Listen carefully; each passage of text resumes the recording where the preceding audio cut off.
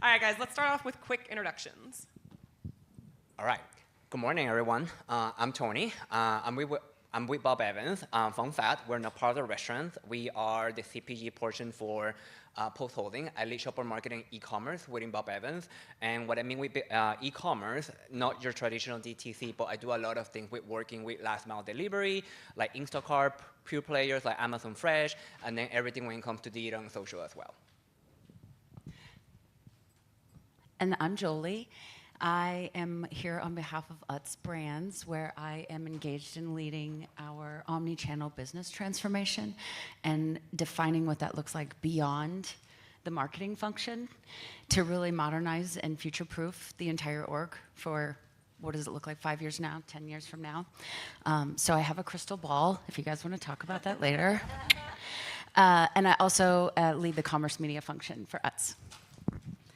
And I'm Kristin Rasmussen. I work at Premier Nutrition on the Premier Protein brand in integrated marketing. So sitting at the center of our agencies, our brand team, our digital, social, omni, e-com teams, overseeing media and content, creative, and making sure we're hitting all the consumers in all the right places. So excited to be here. So let's start off with the definition, right? Omnichannel can mean a lot of different things to a lot of different people, whether it's the brand messaging consistency, whether it's a frictionless path to purchase, whether it's the way customers shop or all the media channels out there. How do y'all define omnichannel?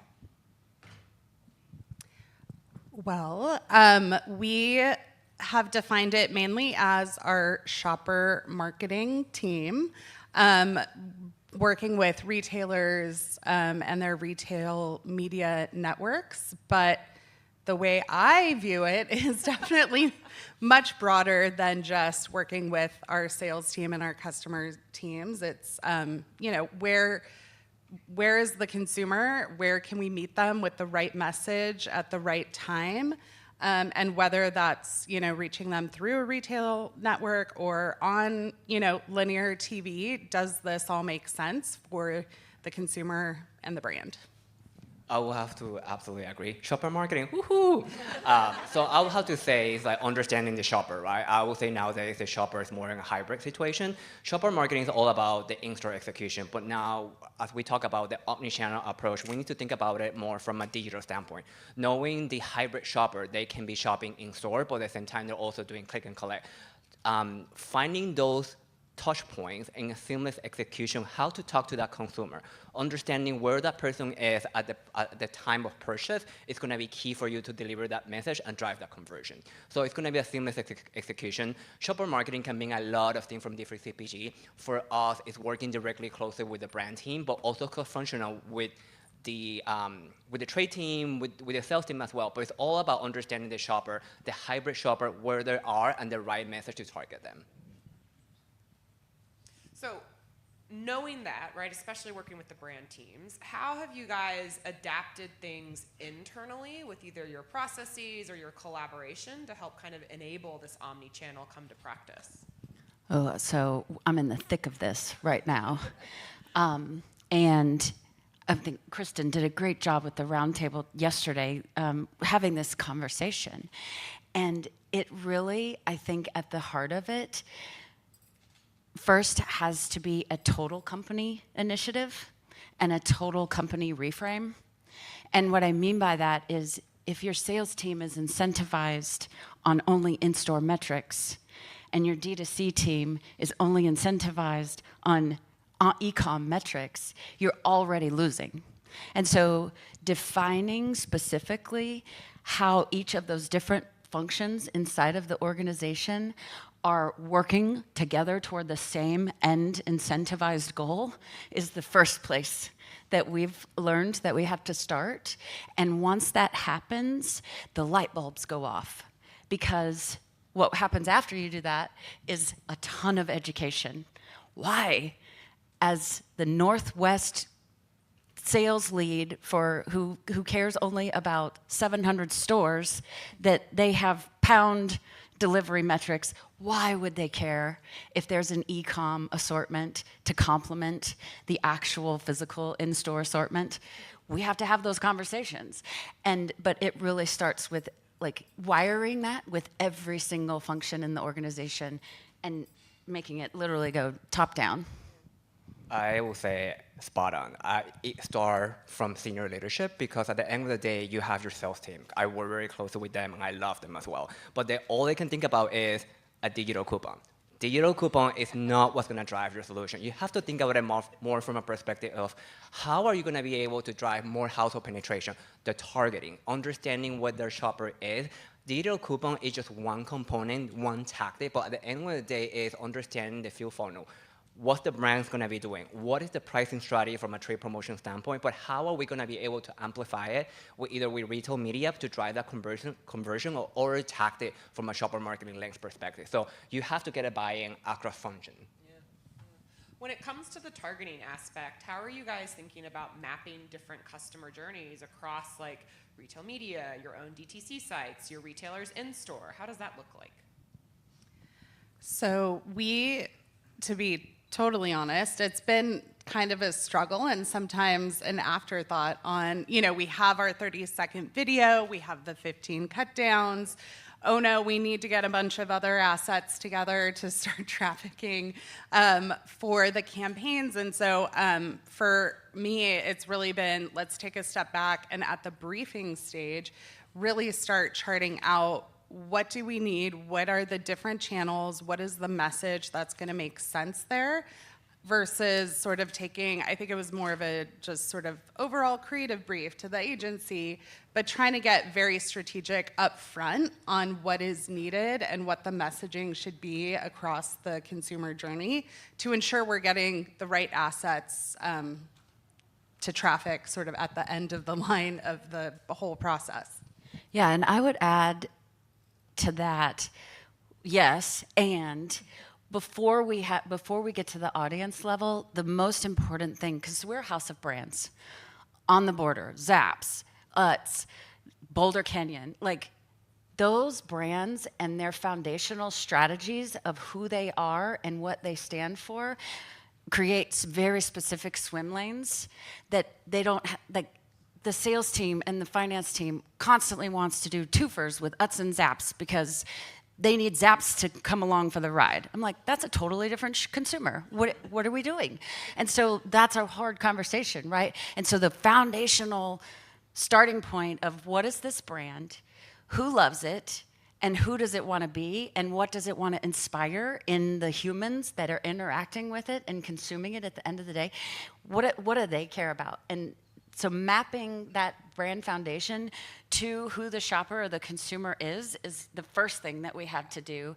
And then when you translate that into a business strategy that also translates into a consumer messaging strategy, now you use, like we're in a state of media right now where consumers have complete control of their algorithm. And attention is the hottest commodity, then data. And where attention is, we can find them for free. We can find audiences right now. I'm sorry, Andrew. We can find audiences for free by letting the algorithm and letting the social and letting the organic, authentic interaction and engagement tell us and help us really define our star consumer. And then we take that, I'm gonna bring you back.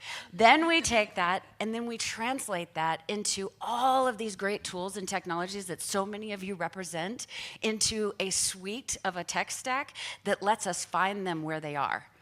And lets that naturally kind of flow through. And now my job just becomes, I have to tell that story of how we're working in flow with the consumer and not trying to convince them of anything. They're telling us what they want. And then all I have to do is show up in the right space with something that they've already told us makes the most sense for them and they resonate with from a human level with this product. So it's a fun tapestry to weave in the space. I think what was interesting yesterday in our roundtable and talking about how to sort of organize cross-functional campaigns is, at the end of the day, you really need to slow down first and get your foundations and, understand the brands and what swim lanes can they play in, and what is the right messaging for the right channel, and really get that foundation solid so that you can then swim quicker or move faster.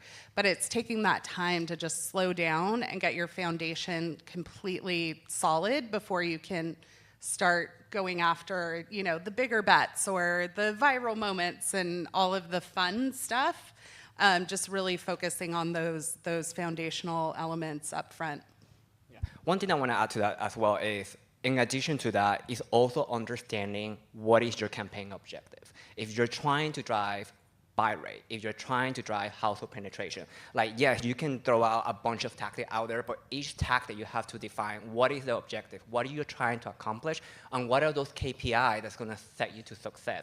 That's going to be the key for everything. Yes, absolutely agree. You have to understand the brand. You have to understand the shopper. But at the end of the day, when you write the brief, when you work with the creative agency and the team or the vendor, you have to set the expectation. What is that campaign objective at the end of the day?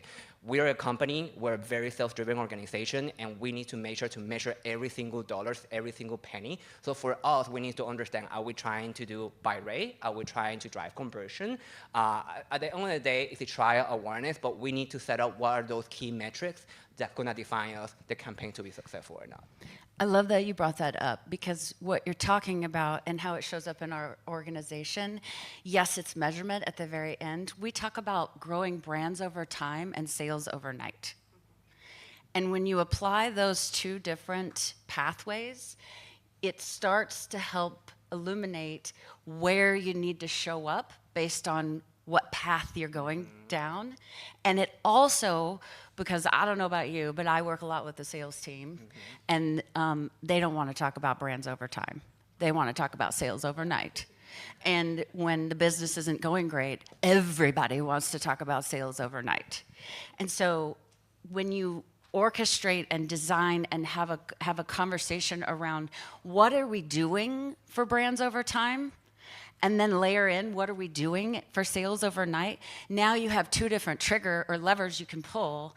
And when sales start to need help overnight, I know exactly what I can do to get that, because I know where the shopper is, and I know what brand needs to be connected to that shopper, and I know what they're doing, and I know what those tactics are at that level of the funnel to get the sales overnight immediately and show an iROAS or show a new to brand or show, improved actual sales lift or foot traffic or whatever it is.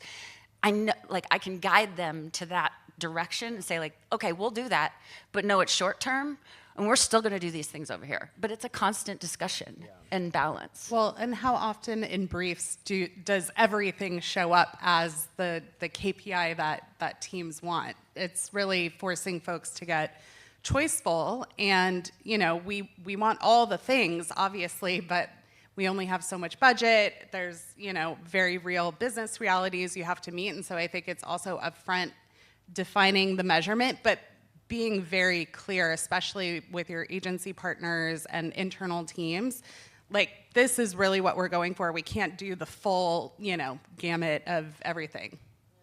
Kristin, I appreciate you talking about it's a struggle to do omnichannel. I think everyone waxes poetic up here about how we have these amazing omnichannel strategies, right? But we're still figuring it out.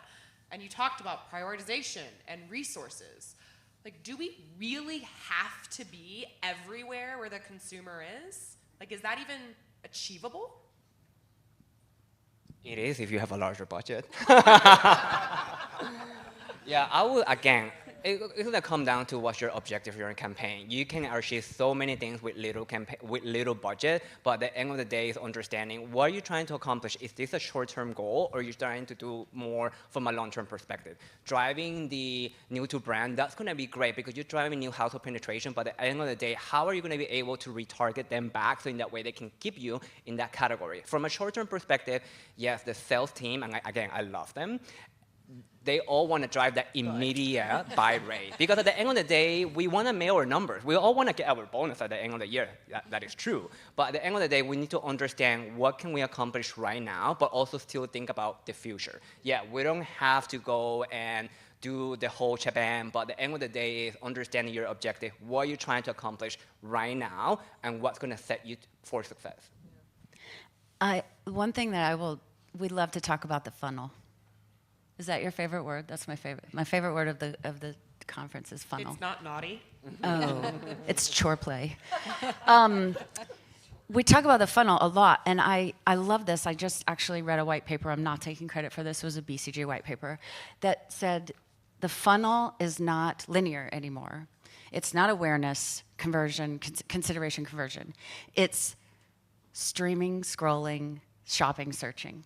And any moment is a conversion opportunity, and it's also a brand building opportunity.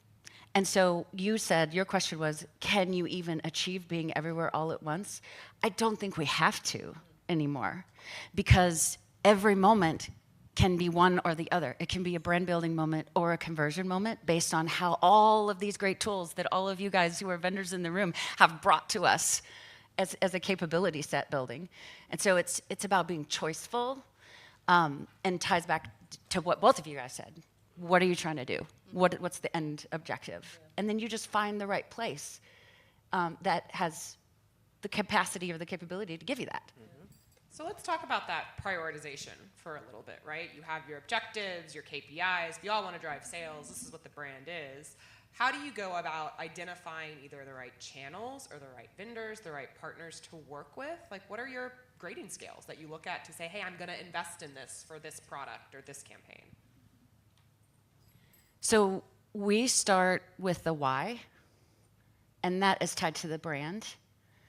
And then that gets translated into the what, which is where do we need to meet them along that journey? And then it gets translated into how much. So if the journey's identified, how much do we need to percentage allocate to each of those specific journey moments? And then it gets to the where, which is which platform do I use? Which AI tool do I use? Which retail media network do I need to tap into? Which social channel do I need? So I think a lot, and then it gets to the how. How does all of that get pulled together in a beautiful recipe to get whatever the end result is that we want? That has been a huge shift inside of our organization, because so many times and everywhere we've talked about before in this that was pre-omnichannel, it was always about the where. It was always about, like, what's the channel? It might have gone, what's the objective, and then what's the tactic? Like, there's so much more nuance now inside of the flow of that we've had to reorganize the prioritization that's not a channel-first approach, which is hard for a conversation to have with the CFO, who's like, but your results. Yeah. And the sales team was like, but my results. So yeah, it's not figured out, but we try. I think on our end, from a channel perspective, grocery channel will be our top. We have majority of our ACV. We have your emerging channel. The club channel is a huge opportunity for us, but it's also understanding what is the size of price, how much do we need to invest, understanding also the right packaging. Do we have the right pack for that channel, right? We're not in DTC, we are refrigerated items, so for us to go into DTC, there's a higher cost when it comes to fulfillment. So we do a lot of things when it comes to like click and collect, but it's also defining what channel is gonna be a priority. We wouldn't say like we're gonna X any channel. At the end of the day, it's understanding what is the size of price, what's gonna take for the organization to go in and playing that channel. Do we have the right pricing? Do we have the right packaging? Do we have the right support? Do we have the right sales team? Do we have the right broker team and things like that, right? And then from a tactic and vendor perspective, I always evaluate and I always challenge vendors, and I love chatting with the vendor community and my agency team as well. Come and challenge us as well. Is understanding sales incrementality. ROAS is great from a marketing standpoint, but I'm looking beyond ROAS. I'm looking beyond attributed sales. I'm looking into what is that incrementality when it comes to unit. When it comes to total sales, every CPG, including us, we have taken a price increase. So for me, a true measurement is going to be units versus previous years or versus previous promotional period. So it's looking into those true measurements. How can we quantify it and sell it back to the organization and justify the campaign truly perform? Yeah, and yes to all of that. And I think we really build off of past campaign success. So looking at the channels that have worked for us, taking from it what has worked, what our learnings are, applying it to the next campaign, and just continuing to build that history that you can kind of look back at and continuing to optimize, just having really solid baseline learnings that you can just continue to pull forward as you evolve, I would say is really important for us. Kristin, what are some of those learnings that maybe have surprised you to be like, oh, I didn't expect us to go in this route, but we need to like lean in heavier kind of thing? Yeah, I would say some of our retailer networks being able to reach people upper funnel via their audience targeting, seeing really strong performance there as we think about building brand but driving sales over time. I don't scan QR codes on my television, but apparently a lot of people do. And that is just like a big unlock as a marketer that, you can really see your upper funnel media driving conversion without having to, then send them to your website. And then do they sign up for your email? And then do they join your social channel? They're just scanning an ad that they saw on their TV. And so back to this whole, what is the funnel anymore? It really is collapsed, and you can get a sale from your upper funnel activity. And I think having the retailer data has been incredibly useful, especially internally as you're trying to build a case for more marketing investment. You really can now tie your upper funnel activity to sales. Do you guys view retail media networks as a lower funnel conversion driving tactic or upper funnel brand awareness within that particular retailer? I think we're viewing it as both. I think the audience building is very powerful because it is so much more efficient than just, these people have bought or they're buying your category. But then also being able to, once people get on site, having search, owning, the top of the search results is really key. And so I think we're treating it as both, but continuing to figure out what is the right investment for upper to lower funnel. I'm really interested in the performance and brand conversation that's tomorrow, I think, because it's what is the right sort of dial and lever to allocate, but you do need both. And we're just constantly, I think, trying to figure out what that right ratio is. I agree. I will say it depends because at the end of the day, it depends on the tactic. Like from an upper funnel perspective, our brand team leveraged the first-party data from retail media to do everything when it comes to CTV. I'll let them pay for it, which is great. Doesn't have to come out of my budget, which is awesome. But then, like sponsor search, on-site and off-site, I see it more from a lower funnel that come out of the shopper budget. So I think it's a combination of both. Just depending, you have to work with the brand team. Every company is different from a structure perspective, but we be both. It just comes down to what tactic. I also think it has something to do with their capabilities and the depth of the capabilities, and then their business strategy. So you take somebody like a Walmart, like they're not in the business of retail media. They are in the business of mass media. Yeah. And they have the people, like they have the consumers to do that.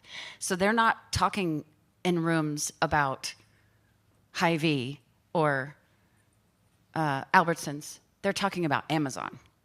And this term I also did not coin, media Death Star, is where it's all going. Like you look at what Amazon is doing right now, they're not a retail media network. They are a media network. Yep.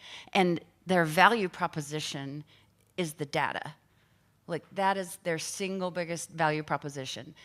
The application of where that shows up on their site, off their site, that's about traffic. And like I'll look at a Walmart Connect on-site media placement as an awareness building tactic all day. But I will not look at that as a conversion building tactic because there are way too many other options to key into in a smarter way on the Walmart Connect capability set and on their site to drive better conversion. So it's nuanced, and they're making it really complicated, but it's fun. One more question before we open it up to the audience Q&A, and let's pull on this thread for the retail media networks, right? This is a safe space. There are no retailers in this room. What's one thing you wish they would do differently? Like, what do we need to be demanding more of our retail partners to enable you guys to leverage their data and their platforms and their capabilities more? Oh, that's actually my favorite topic. I mean, I don't think I can I don't think we have enough time anyway. I would say it just depends. On my end, it depends who are we talking to.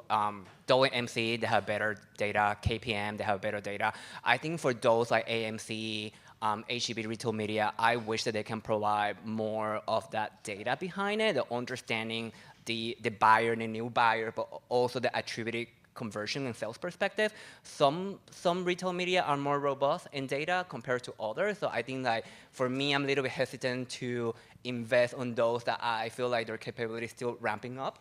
I think for me, I still rely more on the bigger players like Amazon, Dole MC, KPM, that I trust them because I think success on our end. But I think like it's more defining the data, what they can provide back to us. Most of the time for them, it's just more about a pay-to-play. If you have to invest a minimum in order to get X, Y, and Z, and then when you get X, Y, and Z, still not at the same level that we wanted to understand if it's true or not. Yeah.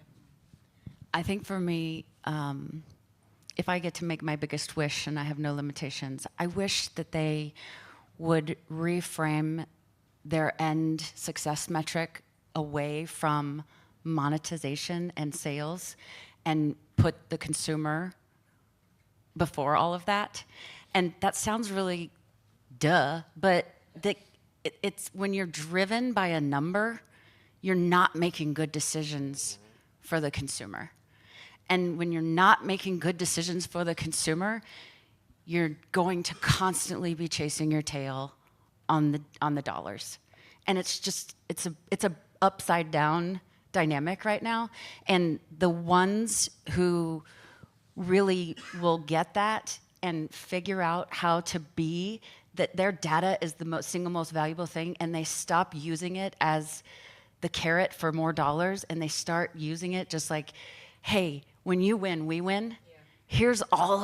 Here's the information that's going to help us both win, and stop looking at it as a transaction and like more of a partnership with the consumer at the beginning of the conversation. I think to your comment is because a lot of time the retail media is tied back to the merchant's JVP and they take credits. So that's the portion, right? So that's why it's just become to be a profit center because the buyer, the merchant will push you need to invest X, Y, and Z. Or your retailers like Rondell, put it that way. At the end of the day, it's tied back to their JVP and they get credit out of it. So that comes back to the money aspect. All right, I think we have time for one question. All right, I see like 3 hands. I see 3 hands. All right, we'll try to do 3. And as I'm walking, I think Kristin had a comment. No? I saw you wanting to comment, but no. Oh, I was just gonna, co-sign what Jolie was saying, where it just, at the end of the day, the consumer, I do feel like gets lost in all of this. I'm thinking about the liquid death discussion yesterday where Zuckerberg is just like, there's no limit on frequency. It's like, it's all about making money versus is this a good experience for the consumer? And kind of lost the plot on that.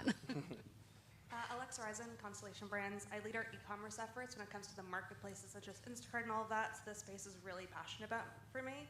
So if you want to grab a glass of Kim Crawford or Corona, please talk to me about this. I wanted to get an understanding from you guys of where do you see this space going and how are you staying ahead or on par with everything that's going on? Instacart launched Fizz, there's new platforms emerging, and there's so much happening in such a short amount of time. I think you said you had a crystal ball. That is a great question. And we talked a little bit about this at the roundtable yesterday, right? I am appreciative of every tactic and every tech stack and every capability that is being built and everybody wanting to have the voice and being able to have the conversation of this is the best one that you need to pick, it is overwhelming as a brand. Just plain and simple. I'm with you. It is completely overwhelming. And I would say the same thing that I said about retail media networks. It's like, how can I get into a conversation that helps me, like that it's actually a listening conversation and not a selling conversation of, I have this new thing that I've made, you need it because I need you to buy it. Is like, how does it fit in, and like really building the conversation around what is the strategy and where does it fit? And if you as a vendor or any vendor can help me understand where it fits in and it makes sense, then the conversation switches to, okay, I have 75 options I can pick from this. Which ones do you prioritize to test and learn on? And then it goes back to, what is at the end of the day the objective? How does that platform contribute to that objective? And how can we learn together? Because if you get me to build in your platform or in your capability, you're creating case studies and you're getting smarter too. And so it's literally, it goes back to, let's have a conversation. It's not about a give and a get, it's a give and a give. And then you can prioritize and say, okay, I'll test that. And then if it works, great. The open palm scenario, if it works, great. If it doesn't, let it go. Yeah. Test and learn is always key, I will say, but also trying to understand the measurement, what that vendor or retail media that can provide to you at the end of the day, what you're trying to accomplish. Is it going to be trial? It's going to be you're trying to increase more of the buy rate, but measurement is going to be key to help you sell back to your organization. Is ROAS what's going to be key for you? For us, it's ROI. For us, we take into the accountability of measuring the total units, we translate it into volume, and then we factor in our contribution margin. That's when we come out with our internal ROI perspective. So it might be different for you guys, but at the end of the day, is understanding what is the true measurement for you. Is it the iROAS? Is it the ROAS? Is it your internal ROI? How do you calculate your ROI? So I think those are going to be key.